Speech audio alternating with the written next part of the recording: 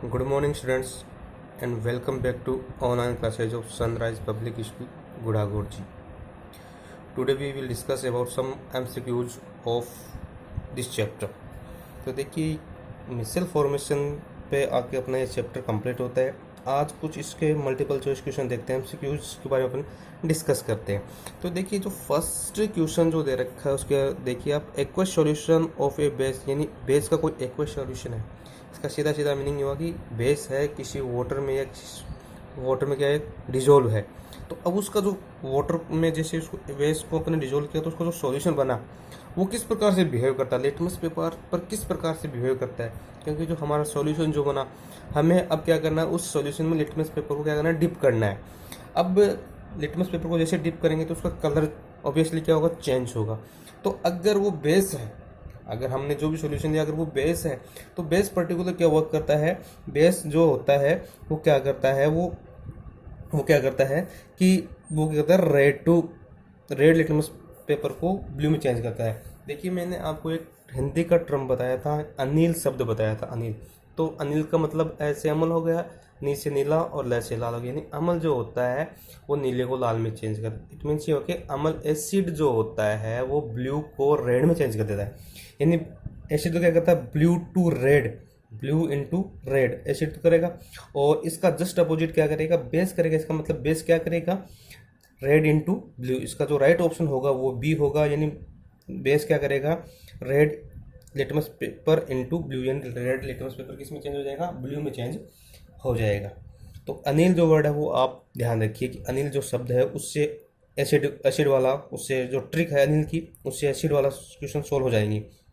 उसके नेक्स्ट जो दे रखा है, solution of a acid and base are electrically solution, यानी किसी एसिड का सॉल्यूशन है और एक बेस का सॉल्यूशन है।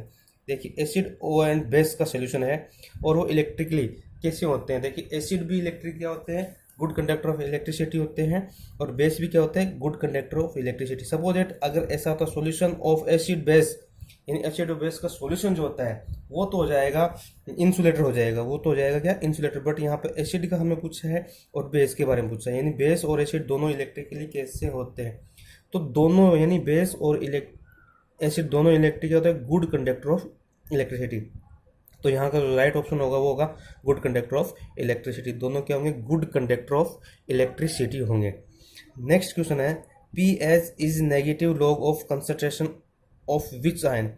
पी एच हमने पढ़ा था, पी एच इक्वल क्या होता है, माइनस लॉग 10, और फिर उसके बाद में हमने पावर लगाई थी वो एच थी, या तो एच हो सकता है फिर हाइड्रोनियम मान सकते हैं, तो H3 हो सकता है या फिर H प्लस आयन हो सकता है। तो यहाँ पे देखिए P H is negative log concentration of which ion, यानी H प्लस आयन, यानी इसका हमारा यहाँ पर राइट ऑप्शन क्या होगा, H plus ion. H plus ion हमारा यहाँ पे राइट ऑप्शन होगा। नेक्स्ट क्वेश्चन देखिए, नेक्स्ट क्वेश्चन जो है वो क्या है, P H of any acidic solution, P H of any acidic solution, यानी पी एच, यानी पीएच के बारे में हमने पढ़ा था कि एक जो स्केल होती है जो सोरेनसन द्वारा बनाई गई थी, इसमें पी डिनोट करता है पोटेंस को, जिसको अपन कहते हैं पावर कह सकते हैं, स्ट्रेंथ कह सकते हैं, एच रिप्रेजेंट करता है हाइड्रोजन आयन को। अब देखिए यहाँ पे जो एक स्केल होती है वहाँ पर 7 पे तो क्या होता है, न्यूट्रल होता है, वो बेसिल क्या होते हैं, वो न्यूट्रल होते हैं। उसके बाद में जो अपन राइट साइड में, अगर अपन राइट साइड में देखते हैं तो वो होते हैं बेस, और लेफ्ट साइड की तरफ होते हैं एसिडिक नेचर वाले। तो जो लेस देन 7 होंगे वो तो एसिडिक होंगे और मोर देन 7 होंगे वो बेस होंगे।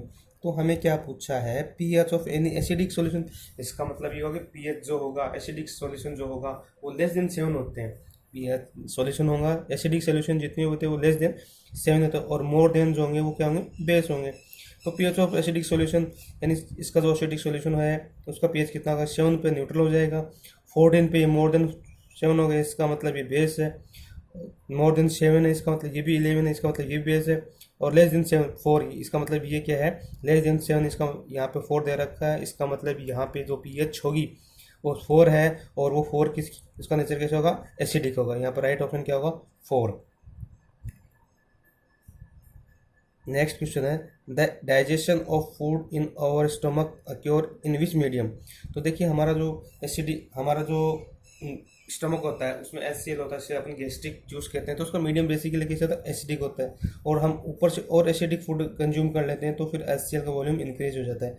इसलिए यहाँ पे जो इसका जो नेचर होगा स्टमक का वो कैसा रहेगा, एसिडिक रहेगा। इसका नेचर कैसे रहेगा, एसिडिक नेचर रहेगा। नेक्स्ट जो क्वेश्चन है वो देखिए आप, following substance is used in fire extinguisher, यानी बुझा उसको कहते हैं बुझा हुआ, यानी किसी चीज़ को बुझाने वाला। क्या मीनिंग होता है इसका, बुझाने वाला। एक्सटिंग्विशर का मीनिंग होता है बुझाने वाला। Following substance is use in fire extinguisher, यानी कौन सा ऐसा सब्सटेंस है जो आग को बुझा देता है।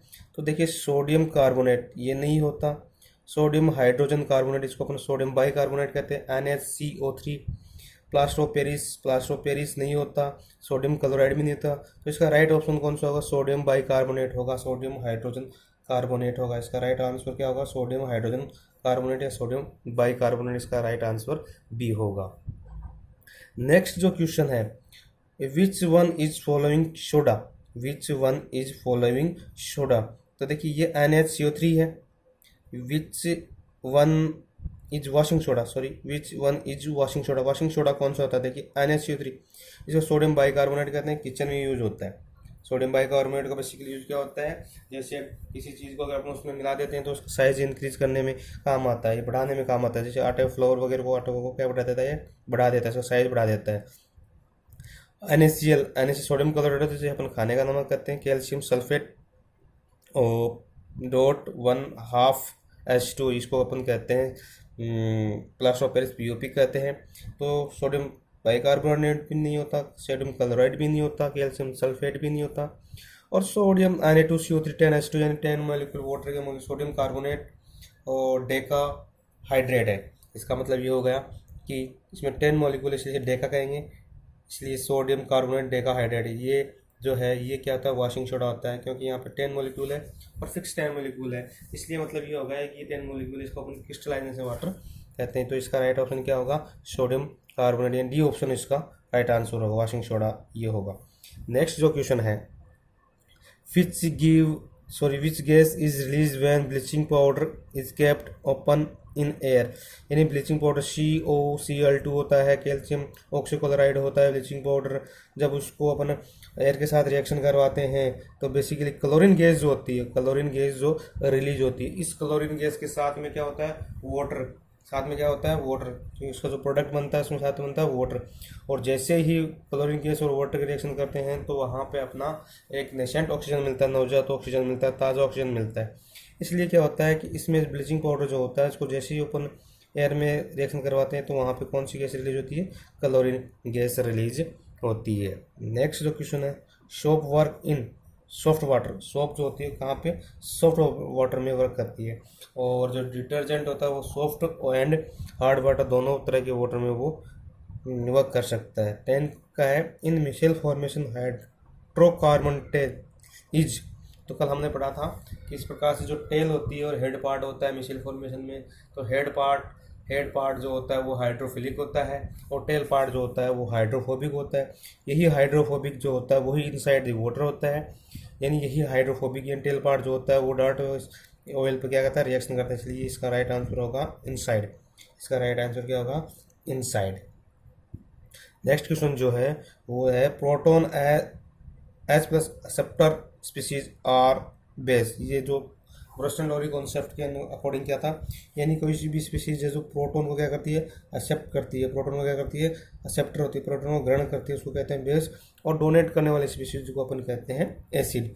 तो आई होप ये आपको आज की जो एमसीक्यूज है ये आपको समझ में आया होगा। Thank you very much.